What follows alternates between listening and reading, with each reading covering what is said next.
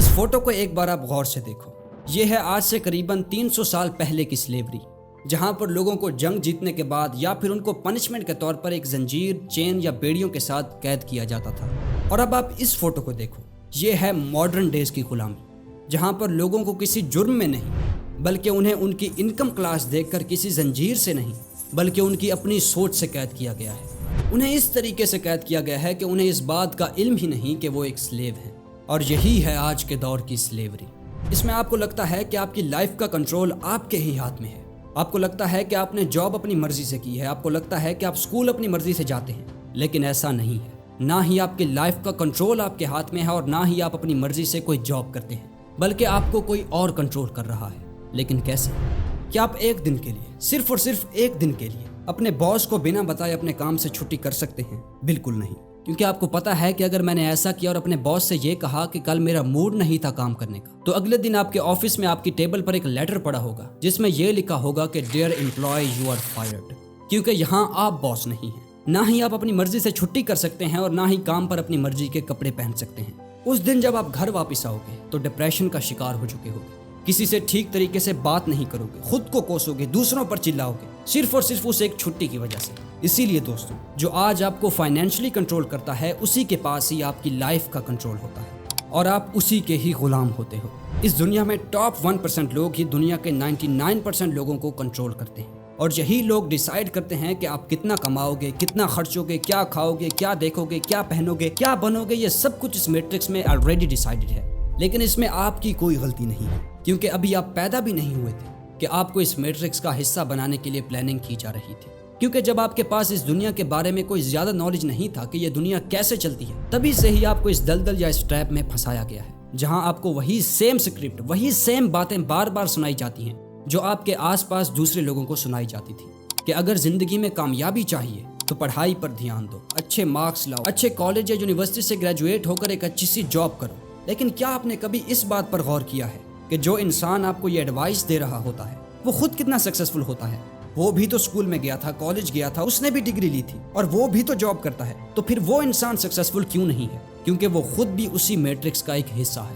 آپ کے پیرنٹس، آپ کے ٹیچرز، ریلیٹیوز، نیبرز، یہ سب اسی میٹرکس میں قید ہیں اور انہیں اس بات کا اندازہ بھی نہیں ہے. اور اسی لیے وہ آپ کو بھی اسی میٹرکس میں ہی کامیاب ہوتا دیکھنا چاہتے ہیں. لیکن آپ کے پیرنٹس جن کے پاس اپنے بچوں کو سکسیسفل بننے کا نالج حاصل کرنے کے لیے بھیج رہے ہیں، وہ ٹیچرز خود اپنے بچوں کو اسکول کے بعد گورنمنٹ کالج کی بجائے پرائیویٹ کالجز میں بھیجتے ہیں تاکہ انہیں اور اچھا نالج مل سکے. اور اسی لیے سب جنرلز، پولیٹیشینز اور بڑی بڑی سیلیبریٹیز اپنے بچوں کو فارن کنٹریز کے بڑے بڑے انسٹیٹیوٹس میں پڑھائی کرنے کے لیے بھیجتے ہیں، جیسے کہ Harvard University, Morgan State University, George University, extra extra. ان سب کی شروعات ہمارے ایجوکیشن سسٹم سے ہی ہوتی ہے. جیسے کہ ایک پنجرے میں چوہا پھنسانے کے لیے روٹی کا ٹکڑا لگایا جاتا ہے، بالکل ویسے ہی اس میٹرکس میں دنیا بھر کے لوگوں کو ٹریپ کرنے کے لیے ایجوکیشن سسٹم کو یوز کیا جاتا ہے، جہاں آپ کو ایک پڑھا لکھا ماڈرن سلیو بنایا جاتا ہے اور پھر آپ کو بڑی بڑی کمپنیز میں جاب کرنے کے لیے بھیجا نہیں بلکہ بیچا جاتا ہے.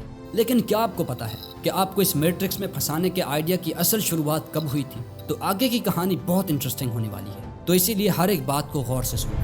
ایئر 1903 سے پہلے جب ہینری فورڈ نے اپنی کار کمپنی فورڈ شروع نہیں کی تھی، اس وقت کار کو ایک لگژری آئٹم سمجھا جاتا تھا جسے صرف امیر انسان ہی چلا پاتے تھے. لیکن 1909 میں جب فورڈ کی سب سے پہلی کار ماڈل ٹی مارکیٹ میں آئی، تب اس کی پرائس تھی $825 اور اس وقت ورکرز کی سیلری تھی $2.25 پر ڈے. یعنی تب بھی یہ گاڑی ایک عام انسان کی پہنچ سے بہت دور تھی اور اس سال فورڈ نے 10,500 سے زیادہ کارز پروڈیوس کی تھی.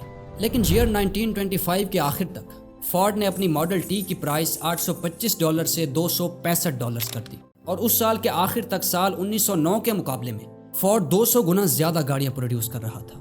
اس سال فورڈ 2 ملین سے زیادہ گاڑیاں بنا چکا تھا. لیکن یہ سب ممکن کیسے ہوا کہ اتنے کم عرصے میں فورڈ اتنی زیادہ گاڑیاں بیچ چکا تھا؟ اس وقت ہینری فورڈ نے اپنی کمپنی میں کام کرنے والے ورکرز کی سیلری $2.25 سے بڑھا کر $5 پر ڈے کر دی. یعنی ایک طرف گاڑیوں کی پرائس بھی کم تھی اور دوسری طرف ورکرز کی سیلری بھی بڑھ گئی تھی، جس سے فورڈ اتنے بڑے سکیل پر گاڑیوں کی پروڈکشن کر پا رہا تھا.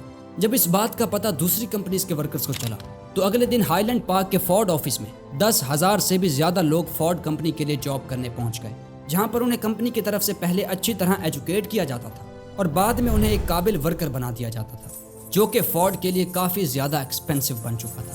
تو اس پرابلم کا سولوشن ہینری فورڈ نے یہ نکالا کہ انہوں نے کچھ یونیورسٹیز کے ساتھ ایک کانٹریکٹ کیا جس میں ہینری فورڈ اور کچھ بڑے بڑے انٹرپرونرز نے ایک ایسے ایگریمنٹ پر سائن کیا جس میں لوگوں کو یونیورسٹی سے ہی ان کار پروڈکشن کے بارے میں نالج دیا جائے تاکہ وہ جب بھی کسی کار کمپنی میں جاب کریں تو ان کو کام سکھانے کے لیے کمپنی کو ایکسٹرا خرچ نہ کرنا پڑے۔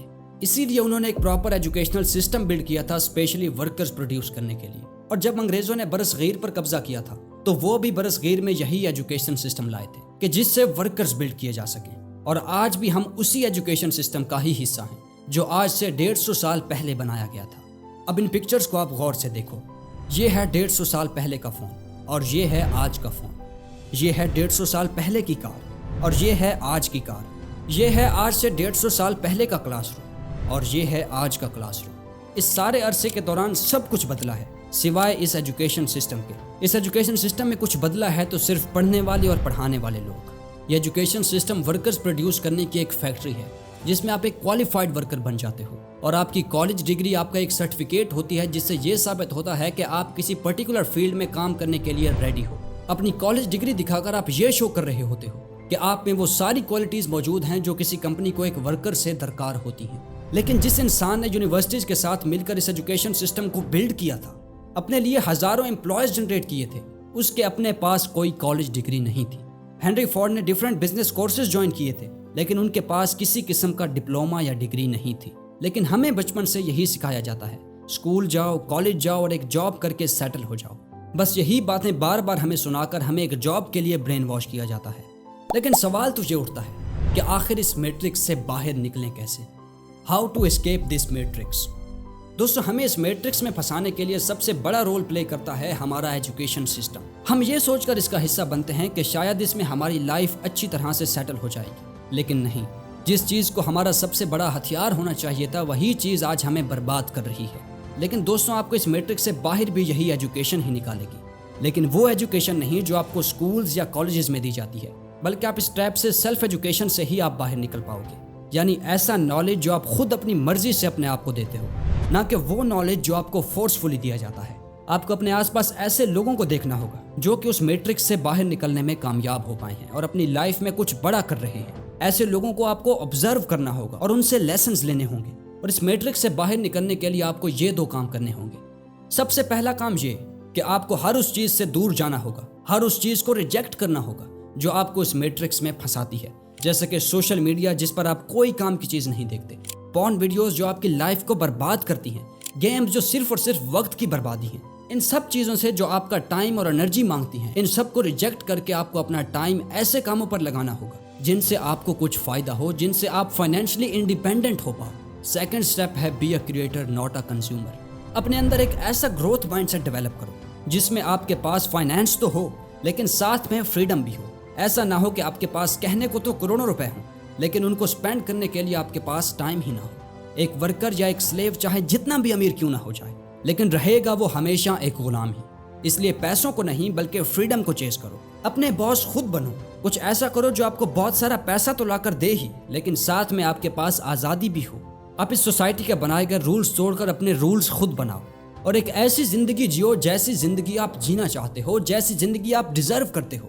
اگر معاشرے کے اصولوں پر چلو گے اور لوگوں کو خوش رکھنے کی کوشش کرو گے تو آپ کبھی بھی اپنے آپ سے اور اپنے فیصلوں سے خوش نہیں رہ پاؤ گے۔ لائف میں باقی لوگوں کی طرح ایک کبھی نہ ختم ہونے والی ریس کے چوہے مت بنو بلکہ ایک پرندے کی طرح آسمان کی بلندیوں کو پار کرو، بالکل آزاد ہو کر۔ تو اگر یہ ویڈیو آپ کو اچھی لگی تو ویڈیو کو لائک اور چینل کو سبسکرائب کر دینا۔